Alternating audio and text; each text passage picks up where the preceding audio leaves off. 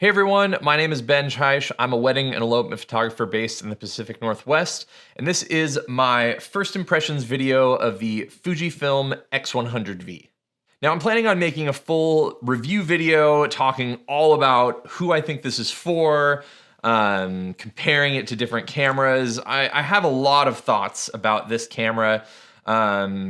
And it's been a camera that I've wanted for a long time. And I wanted Fuji to essentially make this camera for a long time. I had a lot of previous experience with their original X100 and some of their other cameras.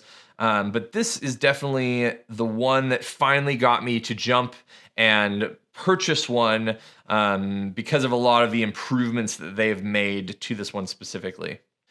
Now, right off the bat, this is a beautiful camera. Obviously, one of the biggest kind of draws of this camera is that it just looks amazing. Now, a lot of people, when they think of Fujifilm and the X100 series especially, they often compare it to a Leica, and there's obviously a lot of kind of reasons behind that. They have a lot of design similarities. Obviously, the color and the two-tone nature of this really makes it feel like that. But I think what's not missing necessarily, but Fuji has made cameras that look amazing like this before the X100 series.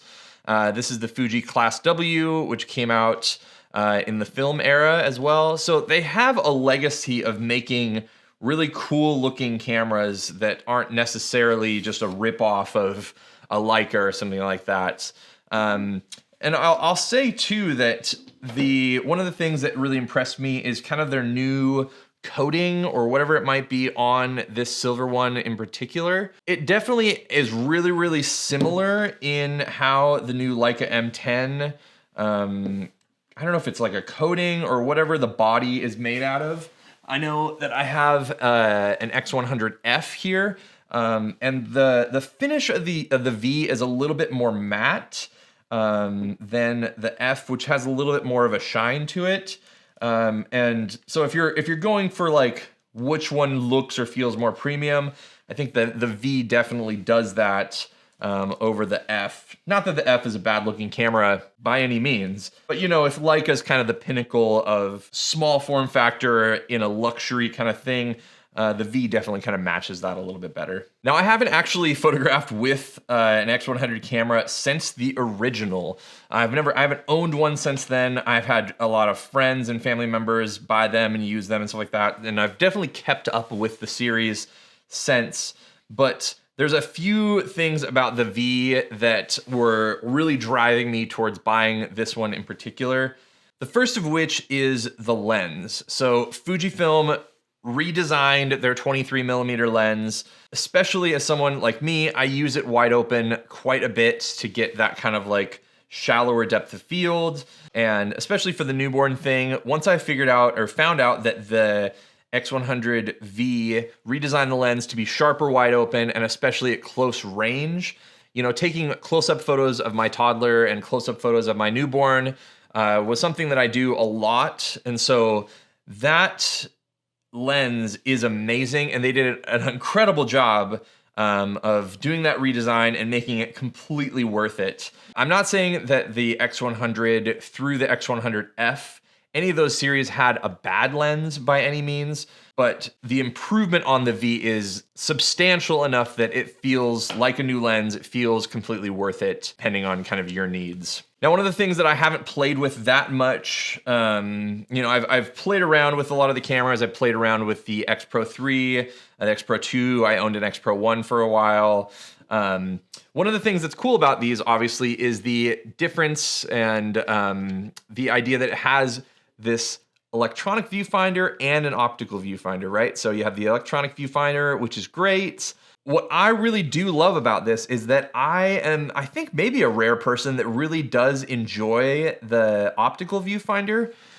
Obviously, I'm used to using Leicas. I'm used to using a lot of point and shoots.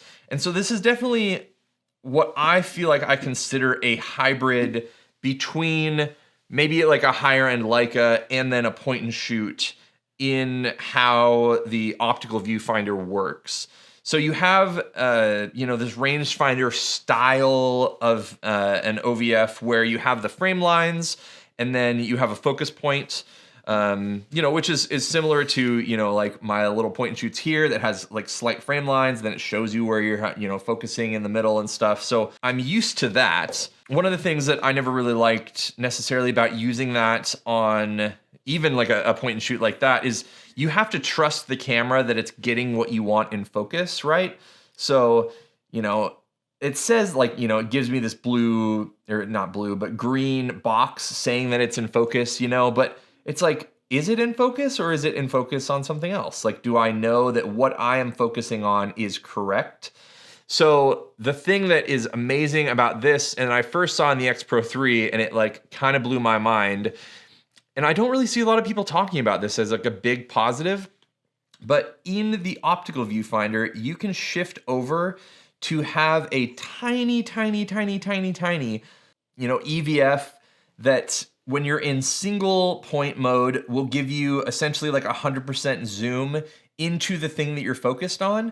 And so if you're trying to focus on someone's eye or something like that, or you want to know what you're focused on, it will show you what's in focus. And so you can still use, that is the ultimate hybrid EVF or OVF EVF combo, where you get the benefits of having the OVF. You have the frame lines, you can see outside the lines, and you're not eating up the battery as much because your little EVF is so small.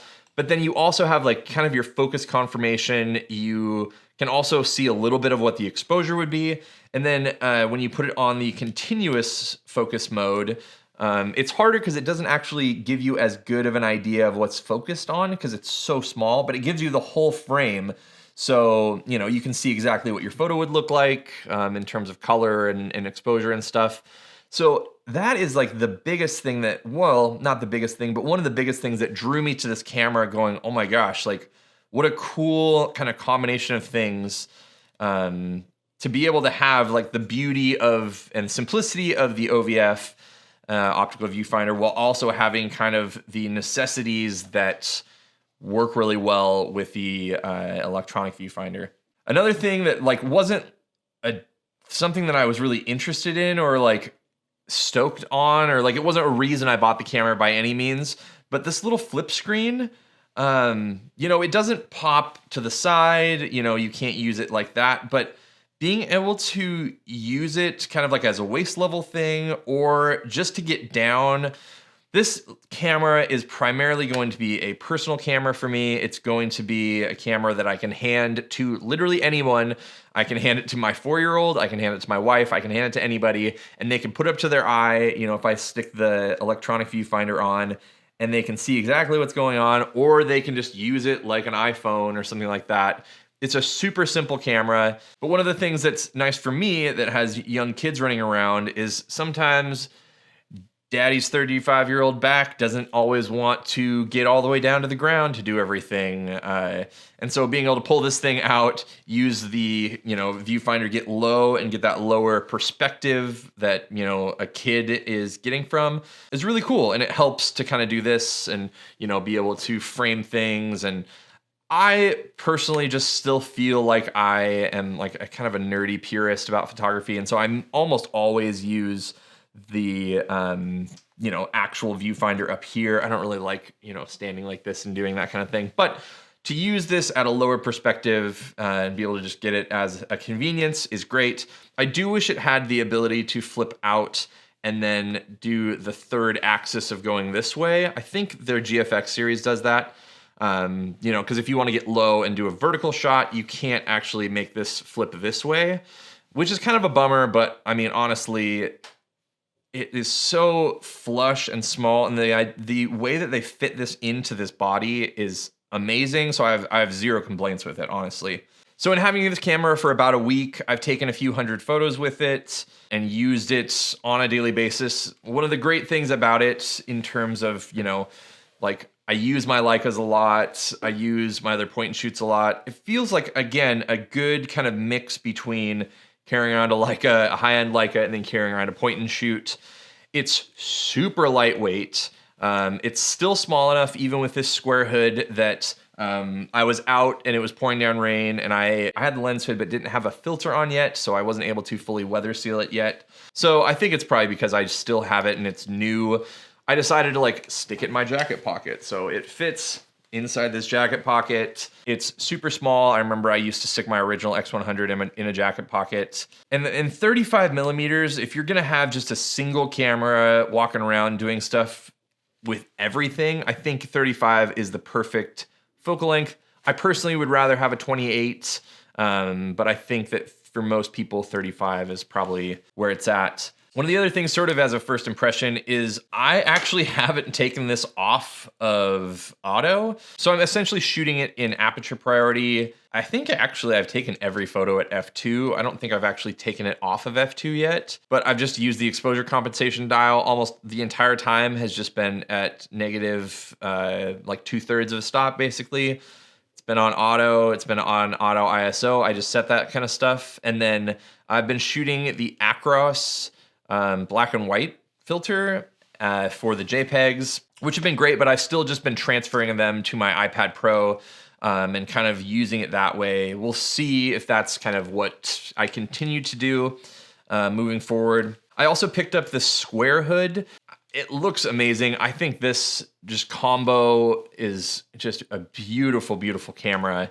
And so far, it's been well beyond my expectations for this camera. I'm overjoyed that I bought this. The thing that kind of preempted all of this was just that I didn't have a single camera other than my EOS R, which I almost always only use for filming, and then I use it as a backup and for telephoto stuff at weddings. But I never bring it anywhere. So we were out doing some Halloween stuff and whatnot, and I brought one of my Leicas, and my wife was like, "Hey, can I get a photo of you?" And I was like, "Yeah, I know you know how this works, but like," and she nailed it. Like she got some really cool photos of my son and I, but like handing off a Leica rangefinder to somebody is just not going to really be a thing that's going to be really easy. So having a small, amazing camera that can kind of be at my side at all times, that I can literally be on whatever mode I am on, flip it to the EVF, hand it to anybody, literally anybody, my 4-year-old included, and they can take amazing photos.